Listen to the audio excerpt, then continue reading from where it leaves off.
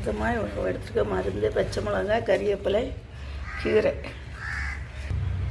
Friends, இந்த அரைக்கீரை எல்லாத்தையும் இன்றைக்கி அறுவடை பண்ணுறேன். பாருங்க, நிறைய இருக்குது. கொஞ்சம் எடுத்தாலே போதும்.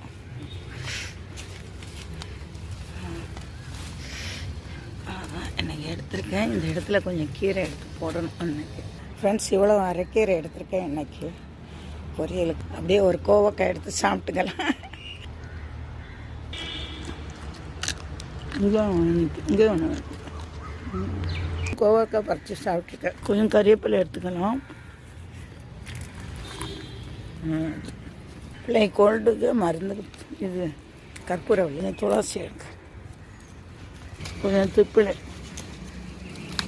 இது வெட்டில நல்லா தூதுவளை கொஞ்சம்